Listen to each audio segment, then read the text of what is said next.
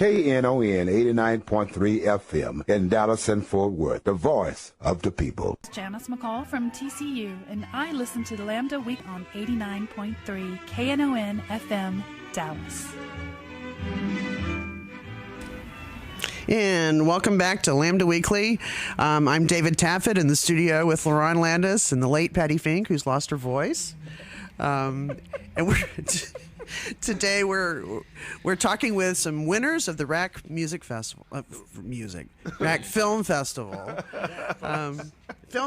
We're talking film, RAC Focus Film Festival. Focus. Focus, You know, I'm David today, so it's okay. And David's voice has lowered. I mean, went much higher, much higher. So anyway, we're talking to the winners of the RAC Focus Film Festival, and up next we have Michelle Neat, Brandon Conwell, and Christian Kramer. Pownall. I'm sorry. And they are here for their film Hands Cover Bruise. Welcome. Hi, guys. Happy to be here. Very excited. Hello. Very honored. So who's actually the director? Me and Christian They're shared the the directors. directing duties for this time. Okay. So you all received what did you get, second or third? We got second best film, and we got outside the box concept. Oh, yeah, We were nice. the only. The film is silent, and it's It in black is. and white. So Wow. we were the only silent and black and white film in the race. Yeah, I love that part of it. I love that. Yeah, so congratulations. So you. whose concept, who wrote it? That would be all this one right here, Michelle. A concept because it was a thing that actually happened to me in real life, and I guess because it was such a traumatic thing, I always imagine it. It was inspired by a song from this Social Network soundtrack, which is what we titled the film after. Oh, okay. And so I just always the playback of that experience was always just in black and white and like in silent, because when a traumatic experience like that happens.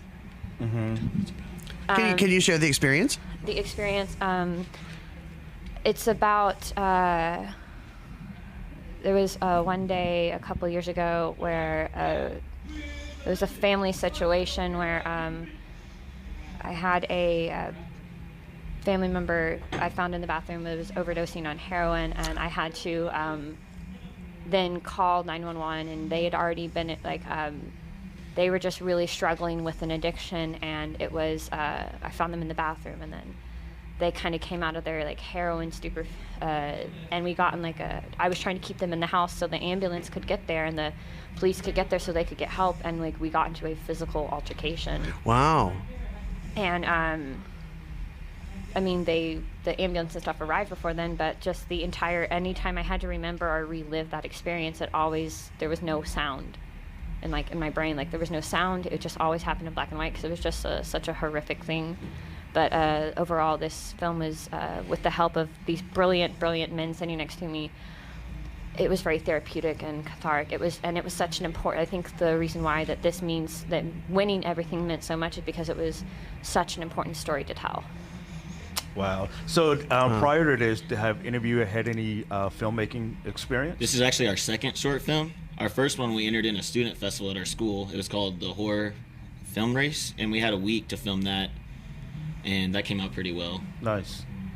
And was that also a film short? Yes, sir. It was only 3 minutes long, so it was the shortest one in the race. That really is short. Yeah, but we ended up winning. We took home best film, so it worked out.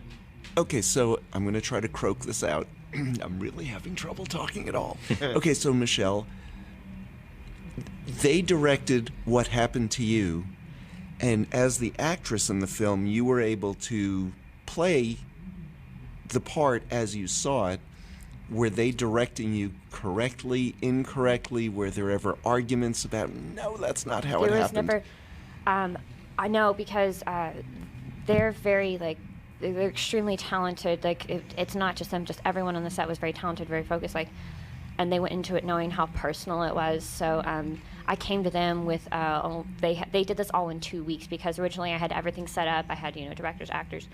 But they got poached from me, taken from me, worked on another project, and I came to them with only 2 weeks, and they made this all happen in 2 weeks. And there was never any arguments, because I came to them and we talked about the story beforehand, and I just kind of there were some points where I said there are definite things that like I want this to happen, but overall I left it up to these brilliant minds because they made this. They were just great because I didn't have to argue because they understood it's like everyone kind of understood what we were trying to accomplish on screen. Okay, so that's what she's saying. Now she can't hear what we're talking about now. Tell us how she was to work with. Oh man, she was terrible, just a nightmare. She always wanted stuff on set. She wanted her own trailer. I did on trailer, non-fat, decaf, Yeah, lattes. She tried to take her title. It's like, I want to direct it now. Let me do it. She wanted to play both parts. She wanted to play her brother and herself. So it was a nightmare. But we got it done, and we're so talented together that we ended up making up for all her mistakes, and it came out really well. Yeah, but in the end, it was just like we stuck our heads together. We pulled this off. 2 weeks. It was pretty hectic, I'd say. Yeah. We got the idea, and then the whole first week we wrote the script, did the pre-production, planned it all out. That weekend we filmed it. And then the week after that, we edited it. We sent it to our colorist and edited it. Yeah, we sent it to our colorist, and he added colors in because we wanted to like have everything in black and white except for the things that are important. We wanted to put those in color. Yeah, I saw the bracelet was blue. The hospital bracelet was blue. Yeah, that was pretty neat. And they were so careful in planning this out, so they think like everything in that film had a purpose and a reason. So like the hospital bracelet was kind of like a signal, or like to kind of to clue people in that this isn't a first experience, like this is a reoccurring problem. And that was actually their idea, and I was like, that's perfect, that's brilliant. And there's a point where there are lights, red and blue lights that are in color, and that was actually that was their idea, but I'm gonna let them take over from here to explain that shot.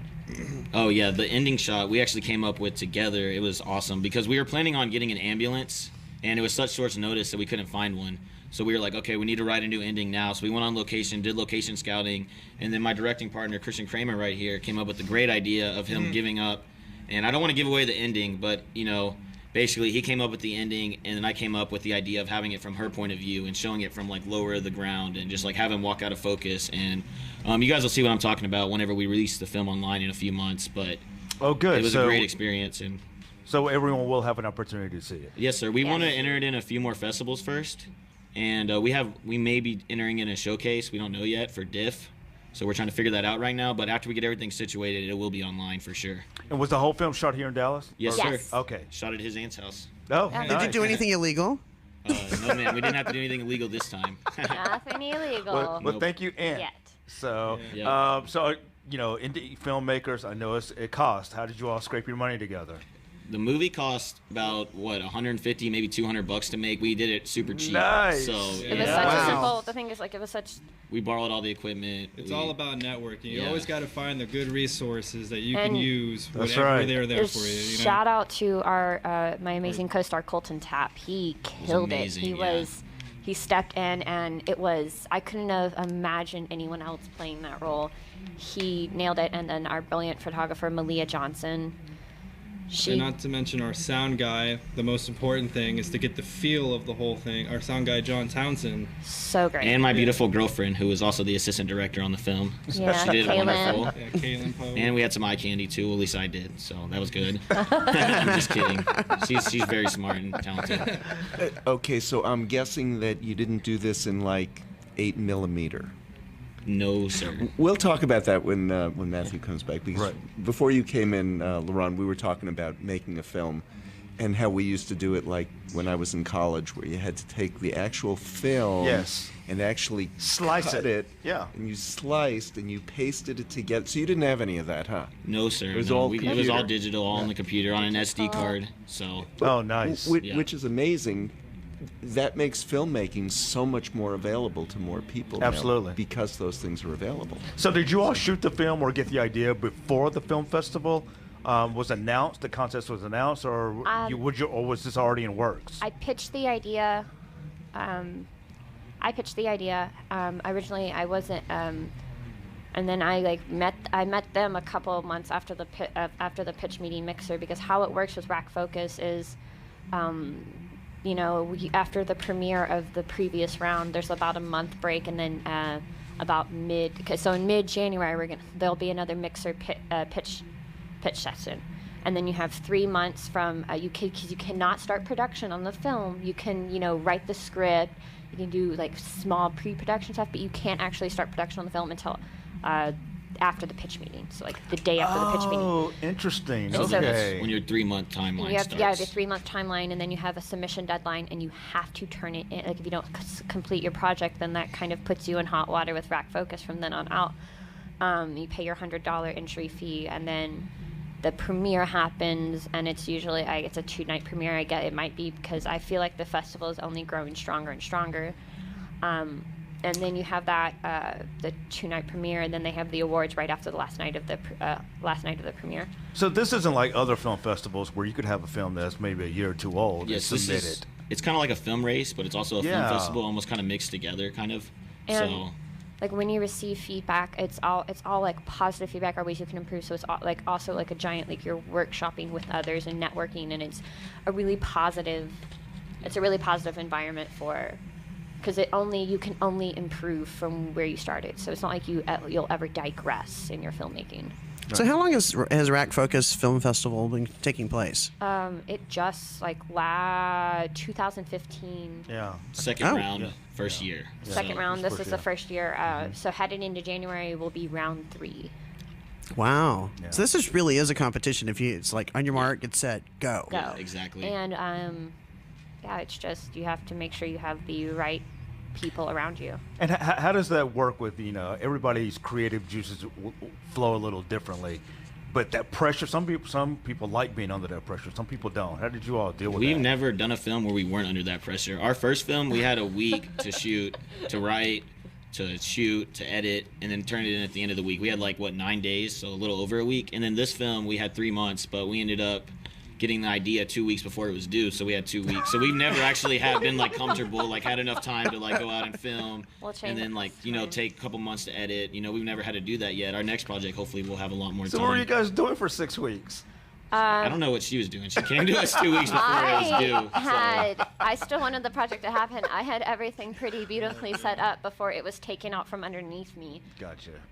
Because I'm a Said very poaching professional- incident. Poaching incident, yes. Poaching should be illegal, especially in the film community. Yeah, but everything happens for a reason. And I sometimes, feel like it should have never happened any other way than with these guys. Like this, it was a gorgeous production team, a beautiful experience. It was it was a 12-hour day, but I mean, we shot it all in one day, and it wouldn't have been possible. We're so grateful that she didn't have anybody else to go to where she had to come to us, because we love the film and it came out really great. So That's awesome. So where do you go from here? well, we have another film right now that we're finishing the script on, and right now it's called Dante, where well, let's not give away too many of I the know, plot we're- lines, we're but not gonna really say anything about it just yet. But right now we're trying to shoot it in March, and luckily I have a good friend. Her name is Cooper London, who turns out her father is Jason London from Dazed and Confused. lead role from Oh. Dazed and Confused. Yes, sir. Oh, wow.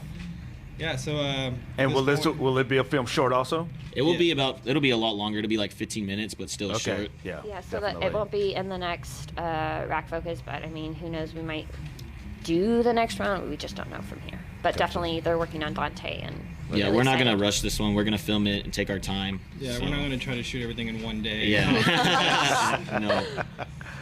Awesome. And with the film that you've done, what are you planning on doing with the film now? Maybe I don't know, guys. We're what gonna do you look think? into other festivals, and a lot of the bigger ones are the dates already due. So we're just gonna look around, find out where the best place for it would be, and I don't know. We showed it to one of our teachers at our art school, and he liked it. So he's gonna see if he can get it into the showcase at DIF. So that would be Dallas cool. That'd be International Film Festival. Dallas International Film Festival. That'd be a great networking opportunity. We wouldn't be eligible for any awards, but it would be awesome to just be there. So where do you guys go to school? We go to the Art Institute of Dallas, Nice. right on Park Lane, right over there. Yeah, I know exactly what you're talking about. Nice. Okay, so for somebody who would love to make this into a career, do you consider this film to be a good thing for your portfolio, or is there a way Yeah, to make? absolutely. Okay, so Most you'd like to definitely. go on and do what? Other things with continue on in film because and keep telling still do like a variety of genres, but also make sure that every time you make a film, because the story was very important and I feel like needed to be told, and they like that, and everyone kind of felt that way. So I just want to continue to make those important pieces that like with stories that need to be told, stories that matter. So you starred in this film. So do you have more interest in the acting or the actual film Amazing production? actress, by the way. I want it all. I want to do it all. There's nothing wrong with that. And what about you guys? Do you do any acting? We're actually into directing. I'm a terrible actor. I had to do it for like a student project, and it was god awful. So I'm never doing that again. Hopefully. No, hopefully. You should check in with David. He can give you some tips. Oh yeah, that'd be awesome. I have great, terrible acting skills. And you? I dabble a little because my little sister's actually an actress, Victoria Kramer, and she's pretty wonderful. So I'm trying to actually just keep up with her. Gotcha. But as far as I know, I'd like to throw myself in for a few cameos, producing, directing, and then acting in just like small parts. Right. Yeah. I'm gonna CGI my face onto his body so I can have my cameo, and he'll just act for me because I'm not good on camera. Yeah. This is Jason Wright from Dallas, and I listen to Lambda Week 89.3 KLN. And welcome back to Lambda Weekly. I'm Laurent Landis here with Patty Fink, the late Patty Fink. And actually, that's not what the sheet says. It says no, you're but David Taffet. No, but yeah. You took my pad, and what did I write on the top of it? It said, "I'm David Taffet." Now, please read it. Okay. Welcome to Lambda Weekly. I'm David Taffet. Thank you. Here with the late Patty Fink and the horse, David Taffet. Now he's calling me a whore. No, horse. Horse. Horse. Yes. Yeah. Horse is Okay. better. Yeah. I'm not hearing right. We have to talk about Brian about the whore thing. So, but anyway, so let's get back. We're talking to the Rack Focus Film Festival winners, and we have Billy Weaver. Again, he's the director of The Caravan, and Michelle Neat, who starred in and helped create Hands Cover Bruise. So, years ago, it used to be just in the film industry at large that, the big studios ran everything. I can remember as a child, like looking at the Oscars and stuff. And if there was an indie film, it was shunned at the Oscars. It was shunned at the Golden Globes. I mean, it took a long time, decades there for indie films to really have their own. And I think they've really come to the fore. Well, now they're the thing. They are the thing. I mean, if you have an indie film, that's probably has a better chance of winning an Oscar nowadays. Do you think that's opened up the industry in a good way, or do you think there are too many films? I think it's empowering. It empowers individuals because it's now the industry. I feel, at least in my experience, because I have my hands in a couple of other pieces of the entertainment industry. It's empowering because instead of somebody coming to you. You coming to someone and saying, hey, help me out, make my career. You make your own career. You control your own destiny, and you're a content creator instead of somebody else being a content creator for you. You control it. I feel like the way the industry is turning, it's more empowering for individuals instead of like giant studio heads. It's kind of the same way with music. I mean, like there's a lot of outlets you can get your music out there too, to be heard. And it's not the big stuff like we see in the olden days where, like everybody's seen this film or But if you have a following that's substantial, then you're doing really well. Yeah. Well, I think like she said, I mean, she's 100% correct. It is empowering for new filmmakers. Sorry, new filmmakers. And especially, because of how attainable it is. You mentioned earlier about it being a lot easier. David, you and I talked about 8mm films. And we really did. And one thing you said, I said, how did you get started? He said, well, it was always a dream of mine. Well, yeah, it was always a dream of mine, but, I grew up poor, so it was unattainable. We didn't have the thousands and thousands and thousands of dollars you needed to get, to really be able to do it. Now, you could take a couple of grand and go down and get a decent camera, and a subscription to Adobe, Creative Cloud, and you get all your editing software, and boom, you don't have to keep running your film to the film developer, Right. and bringing it back, taking a look at it, seeing, oh well, that didn't work out, so now we have to film it over again. Well, you that say, doesn't happen anymore. you can just take a couple of $1,000s and go down and get a good camera, but anybody can jump in here and answer this. Talk about how has technology changed the way filmmaking is made and made it more accessible to anybody? Because, correct me if I'm wrong, but isn't there a full-length film that was made on a cell phone? Robert Rodriguez, again, I go back to Robert Rodriguez. Robert Rodriguez did a thing where he did a film competition where it was all, using Android Galaxy phones. Yeah, that's what I got.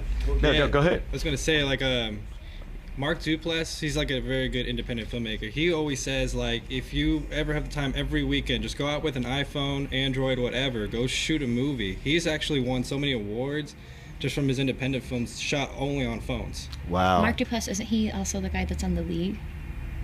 Yeah, I know him in like more like he was like Jeff Who Lives at Home, Cyrus, like he was the actor for The Lazarus Effect, that guy. He's His brother Jay Duplass, I think, is on Transparent, which is on Amazon Prime. I remember the last Rack Focus, for example. Remember Alan Dunkel, who won with his short. He won out of the box with his short Wildflowers. It was great. He came up on when he came to get the award, he had this little bitty Canon, just tiny little camera around his neck. It wasn't even a full size DSLR, and he's like, our entire film was shot with this. So it's become you can use your smartphones, you can use your iPads. We've actually used my iPad for some video, and it's everybody. You've got it right there. Yeah, you can make a film right there. And I think the one thing that technology has done has really made the story now is what's is more important, is how well the story is put together, how well it's written. Because like I said, everybody's making films. You go to YouTube and type in short film, and you're going to be there for weeks watching some really good ones, some really bad ones, but everybody's a filmmaker today. Yeah. And so now I think what technology has done is made it where the story has to stand out. Yeah, one of the things that always used to happen on a set was hold it, cut, have to reload the film. Yeah. Cut, have to reload the film. And you'd have to physically take the film out of the camera, put the new film in the you don't have to do that anymore. Mm-mm. I mean, sometimes you have to click out one card and put in another one, but it's batteries. SD card, or change the batteries. batteries. Or batteries. Change battery. Does anybody else print?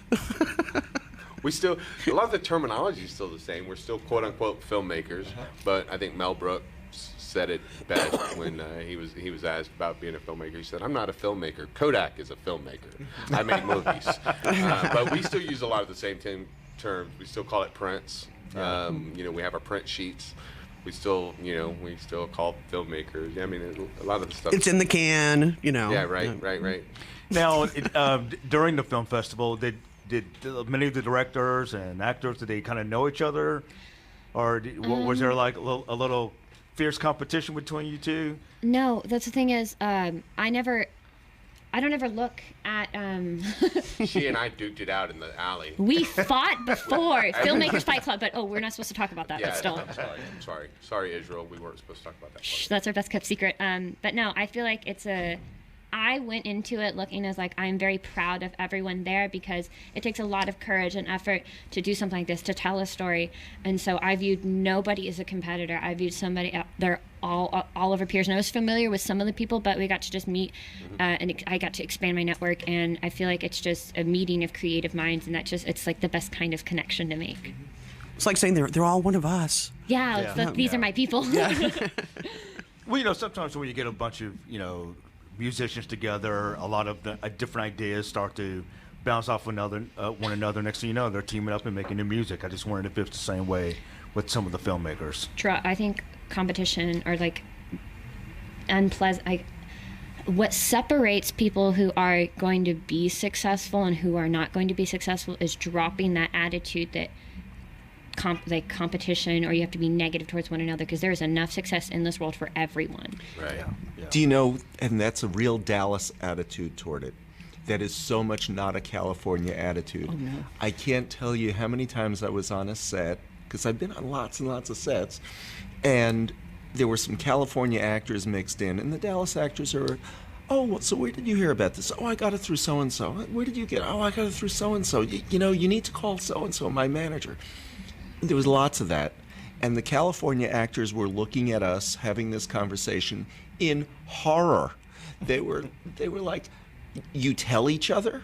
You tell it. Well, the thing is, treatment goes a long way. That's a Dallas attitude, Relationship, like building relationships and treatment, good treatment of others, and that's my number one principle: is treating others well, because that's going to go miles.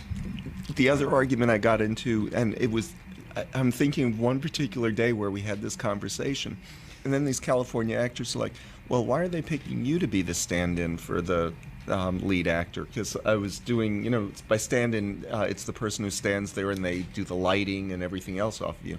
Why are they picking you? And I said, well, because this director knows that when he tells me to do something, I just do it. You should just shut your mouth with no attitude. Exactly.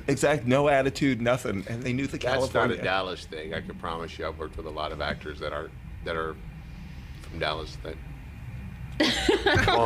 won't do that. I'm not naming names. No, that won't do that. That's not consummate professionals. That's just a character thing. Yeah, I agree. I've also worked with some great actors, by the way, Joshua Briscoe, Melina Lyon, Chance Gibbs, that are just like you said. But yeah, no. There's some divas in Dallas. Don't. Oh, of course. There's always some exceptions. But I found the ones who were the most successful, and the filmmakers who were the most successful were the ones who shared things. Because, I have a project coming up where that person that I met, and that was the best way to network. That's where you'll meet other actors or whatever for your next film. That's where you'll meet. Other and whatever I'm it is that you need to work with somebody like Michelle just said. How they treat other people, because I'm not really hard nosed on set. I almost made you push your button. I almost said a bad word, but I'm not really that tough on set or anything like that. And so I want to work with people that treat well other people. It doesn't matter how good you are. I don't. Your talent is your talent, and you can be considered the greatest actor or actress in Dallas, and if you're a jerk, well, you're not going to work with me, and.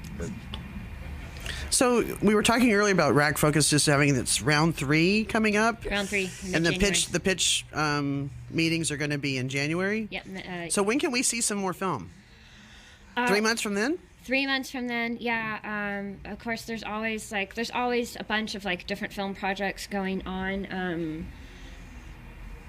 Dallas is, people are like, well, there's nothing going on in Dallas. I go, okay, well, you guys don't look hard enough. There's always something going on. This Christian here, sitting next to me, he's the networking king, so he knows just everybody, and it's a very, I guess the biggest thing is you're going to see more film. But remaining humble and grateful, and realizing that it's a privilege to do this. It's a privilege to be able to tell stories and make films. So, absolutely. Well, is there a market for these films, though? And by a market, I mean one where you can make some money off of short films. Go ahead. I would say possibly in the very distant future, most filmmakers, they always have to start out with shorts. You have to get the feel for it. That's what me and Brandon. It's a great way to learn too. Yeah. That's we're trying to hit every genre to know what we're feeling comfortable with, and eventually, when we feel comfortable with everything we've done, we'll start a feature, and we have to make it up. And then in the future, one day when we someday hopefully get famous and have to release it, we'll possibly do DVD resales and stuff. That's how we can get it all back. For documentary makers who made short docs, what was Al Gore's station? Current TV was a great market for that kind of thing, and then they went away. Or bought out. Well, they went away. They got bought out They're just still for their there. bandwidth. But Yeah. Is there a market for them somewhere in between HBO films that are an hour and whatever? It's a small market. He's correct. I mean, you really I mean, if you go back and you look at, Martin Scorsese's first short, The Shave, I mean, and you watch that and then you go, wow, that was Martin Scorsese. You could see his style when he in that short, but then boom, he blows up. There is a market now, thanks to, again, going back to technology. You've got Vimeo, YouTube, Netflix, HBO, Showtime. All of them have short. It's become a big category at the Oscars, the Emmys. You've got the short categories. I mean, are we gonna be the next Martin Scorsese because we dedicate our lives to making shorts? No, he's right. You gotta. I think that was the perfect attitude, to be able to work with every genre and get a feel in the shorts and how and how the process goes before you actually make your feature. Yeah, like what works best. There is a small market. Yeah. Now, these young folks are in school. You did not go to school for filmmaking. Pardon me? Did you go to school for filmmaking? No. Now, how important is it going to school or just getting out there and learning on the job? Seriously, are you going to make me say that with two young people that are in school right now? No. I actually have a lot to say about that too. It's like, what? Is that even in art school, it's for me and Brandon, like we were very surprised at this Rack Focus round 2 of how many people weren't in film school but did such an amazing job. Yep. As they're like first timers there. They did such a good job, and we were kind of amazed, but when we think about it, for me and Brandon, it's like some people are different. Me and Brandon, we both agreed, like, if we didn't have film school, we probably wouldn't be as good as we are right now. Right. Because you got to learn the basics and then learn how to do the rules and then learn how to bend them and break them to do it your own way. It's like the hard deal. What he just said, do it your own way, is the key for anybody that is in film school, is that you have to understand there's no formula to making a movie. There's no formula to writing a story. There is no textbook that can teach you how to do it. You have to just learn the basics and then go out and then do exactly what you just said, do it your own way. And then you guys y'all did it great, and it wouldn't matter whether or not, the talent's there. You guys are incredible.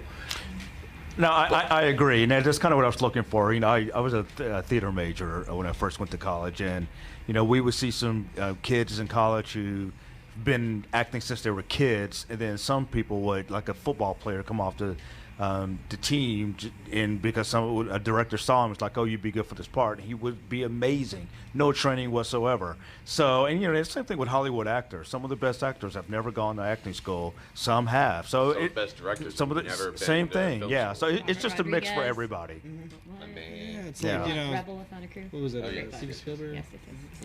Quentin Tarantino. And he's my favorite director. Yeah. Who is? Quentin Tarantino, Wes Anderson, Robert Rodriguez. Easily some of my favorite directors. Yeah, it's All it's, Texans, mostly. What? when it comes to like making these shorts your first time and stuff, it's kind of interesting, like how you have nobody to be told, like, to tell you what to do. It's your movie. You could put as much heart into it, and which makes it such like the most amazing thing about starting out in filmmaking, is that you can spill your whole heart into this film and it might end up amazing, but you're still learning every step of the way. Yeah. And that's what I think made, I know at least made our film so great, is because like everything that was happening on screen came from an extremely honest place. Yeah.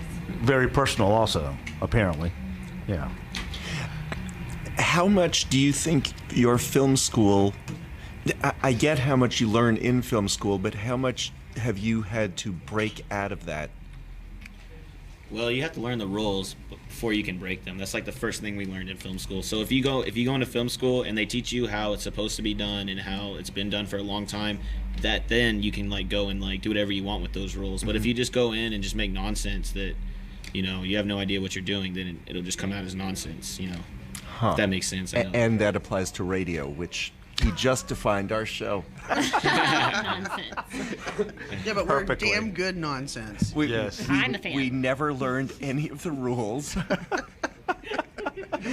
That's what happened. That's what's wrong here. I think that applies to anything. I'm a newspaper writer. I actually do have a profession, and we had one person at the paper who had actually graduated from journalism school, and all she would ever do is tell us how we were doing everything wrong. It's the same thing. You have to learn to adapt. But what are some of the things you think, Billy, that you could have learned had you been to film school? Do you think that would have, or don't you even know because you know what? It might have messed you up. I think he said something that it's not a matter of agreeing with or disagreeing with. You have to learn the rules. I never learned the rules, and I made a great film. Mm-hmm. The idea of the first and foremost making, my daughter is an incredible singer and songwriter, and she plays guitar. There are people out there with great voice, but if you don't have the passion, when you're singing, people can go, "Oh, that's a really nice voice." But if you don't have the passion, you can tell the difference between somebody that's passionate about it. So I don't think I could have learned anything from film school other than, maybe some quicker editing tricks or something, how to, what rack focus is, but I learned all that, and I learned all that because I had a passion to make movies. And so, for some people, they need to have a textbook at first, and for other people, it's just something that they want to do and believe in doing. And we are just about out of time. Sure. You are about to rewrite your short into a full-length script. Hopefully film it next year. Right. And the name of the film is again? The Caravan. The Caravan. So we will look for that. Find it, The Caravan, Inciting Incident Films on And Facebook. Since this is your first media appearance just before the film is released, even though it'll be in Hollywood, we expect you to do your first show here with us. Yes, I'll have my Always. people contact Never you. forget you. And Same with you. and Same with you. Same with you. I want your people to get in touch with our people. Done. This would be our people. My assistants already. I'll have my assistants on it next week. Right. Thank you very much. Thanks you all very much. Good And luck. congratulations. Thank And you guys. seriously, very much. seriously, when you have something else come out, let us know. Absolutely. We'll be back next week with more Lambda Weekly. Would you like to close this out? Because I can't. I'm blank. Well, real quick, the toy drive is still going on on. up to 4 o'clock. So come out here and donate some toys. And she's blank. And she's blank. I'm blank. I have voice, but I have nothing to say. Oh no. It's scary. It is. Thanks, y'all, for being here. Thanks, guys. KNON 89.3 FM in Dallas and Fort Worth, the voice of the people.